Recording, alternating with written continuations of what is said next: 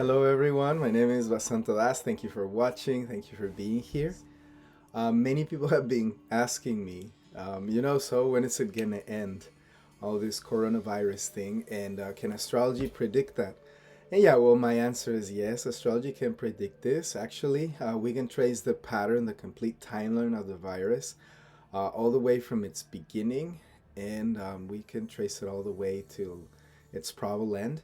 So what follows here is a timeline and events according to Vedic astrology, so that you can be calm, peaceful, ready, and also have in mind that everything in this life has a time frame. Everything that has a beginning has an end.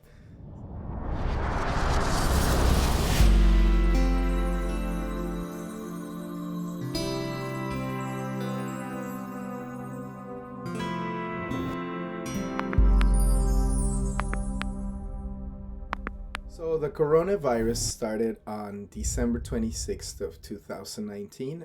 This is the day where we had a very important solar eclipse. It is known that solar eclipses usually have their effect for about 6 months. Now, this was a particularly special solar eclipse because one thing it happened in Sagittarius, number one.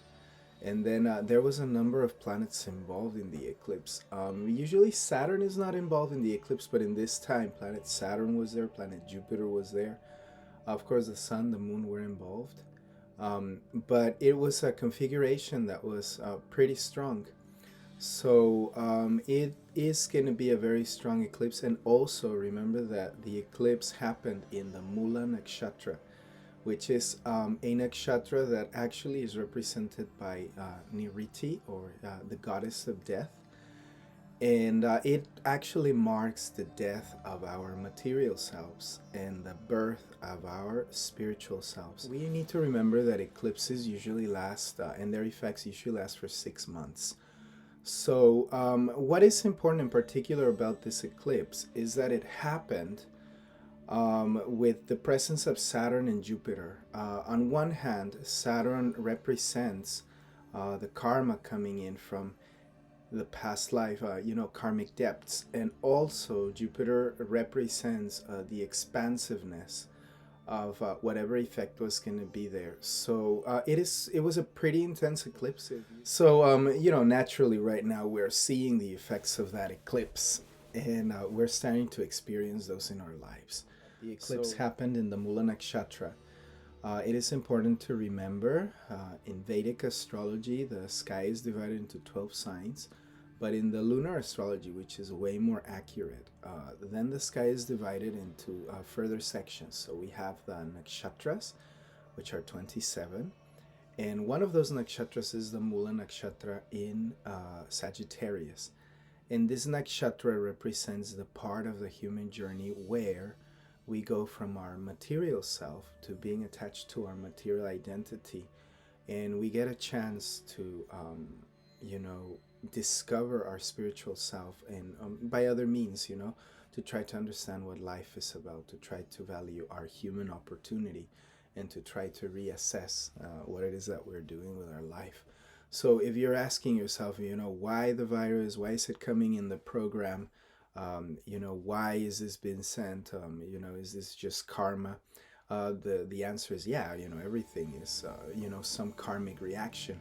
So remember, Rahu and Ketu, the nodes of the moon, move in cycles, and the last time we had a cycle like this was back then in the drama of the 9/11, which actually shook the world in quite an important way. Leading us to really ask many important questions. Like for myself, I know that the event of seeing the two towers fall was one of those events that triggered me to eventually ask myself the important questions. And finally, that awakening event led me to taking the step to going to India and taking the life of a very serious student and a renunciate for about a decade of my life. This is when I looked for my spiritual master. But it all came from the shock of that catastrophe. So on one side we have Rahu in Ardra, which is the constellation lorded by Rudra Shiva, or the part of Shiva that destroys the universe. So everything in this universe, material, temporary universe, gets destroyed, and that job goes to Lord Shiva. So that's where Rahu, the head of the dragon, which is a planet in Vedic astrology, is indicated right now. And that's where it was at the point of the eclipse. And then on the other side, Ketu is in Moola. So always when this time comes for the world, is it's a bit challenging.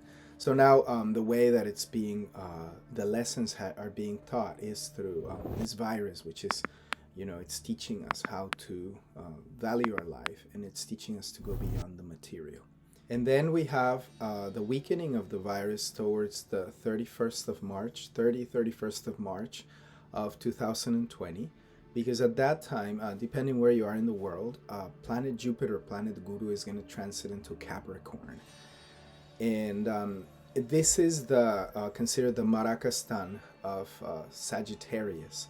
So this is the end of Sagittarius. Now, it is important to know that as long as Jupiter and Ketu are conjunct in Sagittarius, Jupiter is going to be expanding the energy of whatever was generated over there in the eclipse.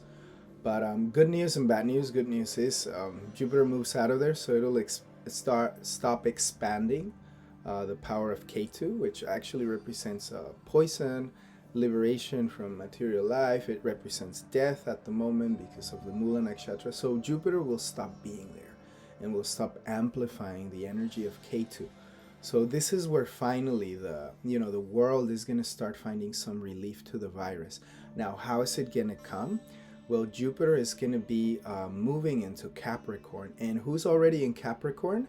Planet Pluto is in Capricorn, planet Saturn's already in Capricorn, and planet Mars. At the moment when Jupiter is going to go in there, planet Mars is also going to be in Capricorn. So who can we find in dignity? Saturn's in dignity because it's in its own sign. So Saturn is very strong in Capricorn. A very slow moving, restrictive, organized, goal-oriented approach to life, practicing the Vedic value of truth, of dharma, of following rules and regulations, of being very economical, of understanding that things take time. And then Mars, by the way, exalts in the sign of Capricorn. So having Saturn and Mars exalted in Capricorn, that is the news that is very, very good, because it represents a position of tremendous strength for the earth. So I think that the way that is going to manifest is Saturn and Mars. When people have Saturn and Mars together in their charts, you usually see somebody that is very determined and somebody that can discharge policy. So it's many kings have this configuration of a conjunction between Saturn and Mars in their charts, because it allows them to take the tough decisions, and it allows them to be restrictive, and it allows them to be very economical and very goal-oriented, and to enforce what needs to get done in order to get to the goal. So we're going to have this. And now when Jupiter goes in there, it is considered that Jupiter is fallen. But what is going to happen here is Jupiter attains what we call the Nicha Bhaga, because it's associated with planets that are exalted or in their own sign. So both of them are present. So what Jupiter is going to do is going to expand the energy of Saturn and Mars conjuncting Capricorn. So these are going to be the general restrictions that we're going to be attending from our governments. I think the governments are going to follow on the example of China, which is, the Chinese have set the example of being very strongly strict about the virus. And by reducing the contagion, and by having this almost like martial law that people have to stay in their house, then they're going to prevent the virus. Now, the result of this is going to be that we're going to have, a very severe economical crash, because if you have seen, life as we know it has stopped. And we're trying to figure out how how the economy is going to be reinstated. So you can be very sure that over the next 3 weeks the virus is going to peak, and the governments are going to peak in their regulations and restrictions. And actually, what's going to happen is over the next 3 weeks, many borders of many countries are going to be closed. Airports in and out, cities are going to be closed. But that is the way to contain the virus. So sure enough, I think humanity will manage to contain it. And now on the other side, which is what you most of all, I think, are worried about, is the economy.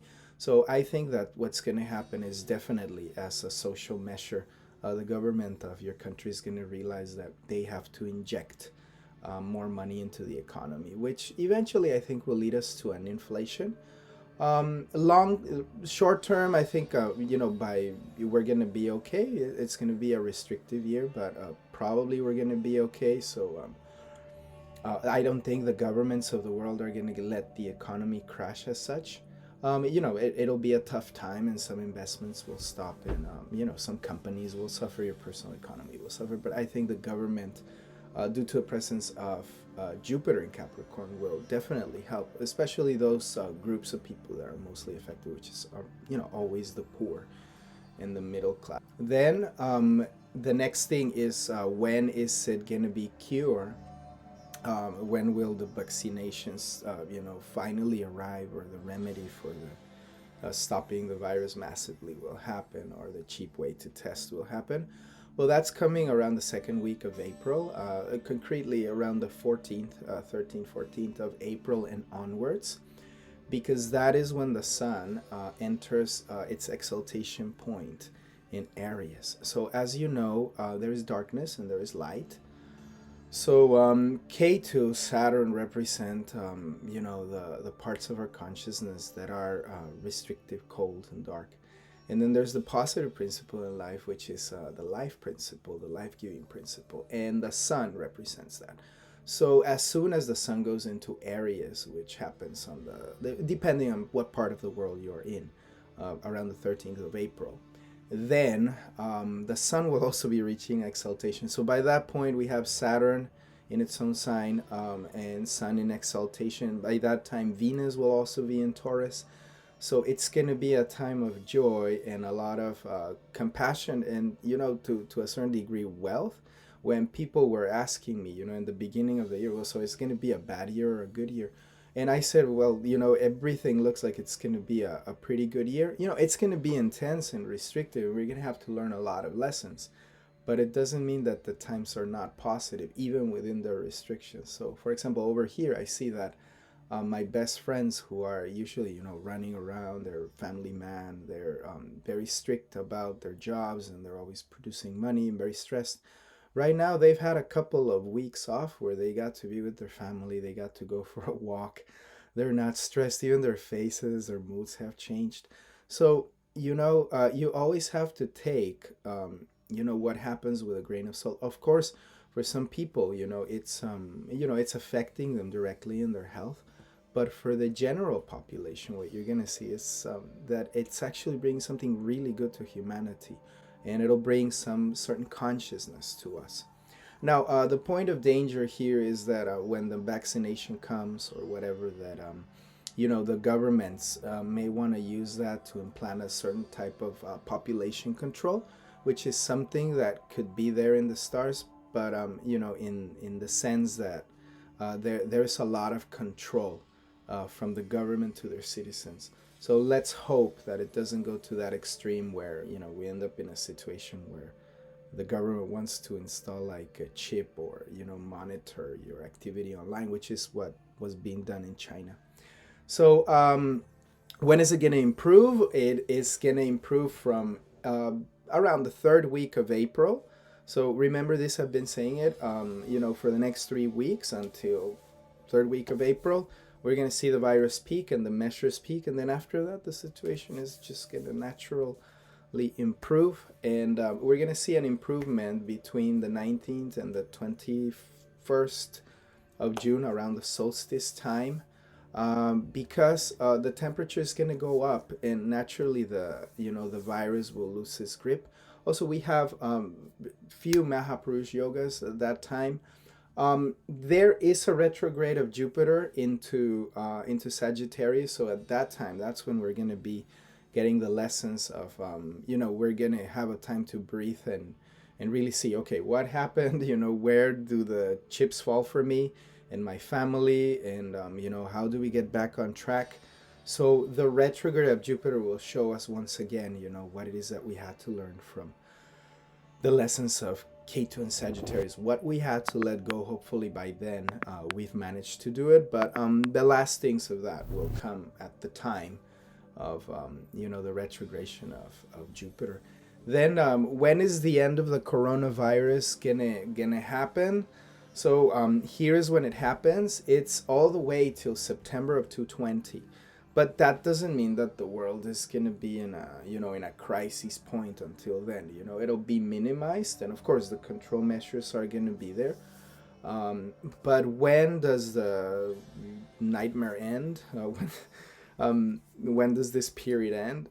You can assess September of 2020. Why? Because that is when planet Ketu will be out of the moola nakshatra, the nakshatra of the death and destruction. So by then, the world will entirely, humanity will have learned the lesson that okay, so what is the value of life? Life as we know it, is it to consume? What is proper to do with our life? So as Ketu goes out of Sagittarius and goes into Scorpio, and that transit happens, also Rahu is going to be moving from Ardra and is going to enter Taurus. When Rahu is in Taurus and Ketu is in Scorpio, it is considered by many astrologers in the classics, Sage Parashar considers that they're points of exaltation. So by that time, you will see that we have a whole new world and that hopefully we will have learned our lesson. So in a nutshell, this is what I can see. So I hope it helps you prepare, and I hope it brings you relief. So if you ask me, is it gonna scale? Yes, it's gonna scale, but as long as you can be humble enough to follow the advice and the restriction that your government is putting on you and your family, if you can go outside of the city and live, in a not crowded place, try to avoid supermarkets, try to stock up for the next month to month and a half of food grains and foodstuffs, and try to be at home, keep it simple, try to figure out how to do it. You should be fine. You should be fine. You and your family should be fine. If you get the virus, please attend. Remember, not everybody dies, so don't fall prey of panic. The percentage of the population that actually leaves their body is quite small compared to the other diseases. The only thing is that this virus does spread really quickly. So that's the point of worry, that it spreads very quickly, not so much the mortality rate. And finally, what I would like to say is try to keep yourself in good consciousness, high vibration. Use this time for prayer, meditation.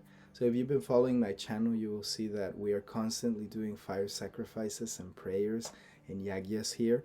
And, we have the great fortune of being able to do that now for a number of years. So if you want to join us in the mantra chanting, and if you want to join us in seeing, what we're doing over here with, following our Vedic Dharma, following our Hindu path, you will see that, we keep it positive with prayers, and we keep it positive with chants. And, in the end of the day, our consciousness in the super subtle realm of, divine consciousness, the more that you can maintain yourself positive, the more that you'll be okay. And then try to keep yourself busy, try to keep yourself focused. Don't fall prey to fear. Fear is like the worst thing that you can do, when a sickness like this attacks you, because it'll just give you low immunity. So what you want to do is you want to boost your immunity. You do that through positive connections, through prayer, to constantly being chanting, engage, meditating, rebirthing, yoga, following those who have higher consciousness. So be very careful. Follow the simple instructions the World Health Organization has given. And, you can follow the timeline, and you will see that definitely, if you do so, you'll be fine. So thank you for watching.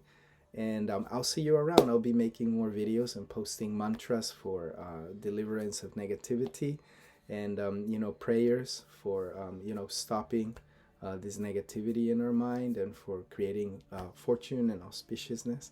So we'll be doing that. Over here, we're performing a fire sacrifice every day. So I hope it reaches you. And as always, I hope that Srimati Radhika, Goddess of Love, may bless your heart. Radhe Radhe.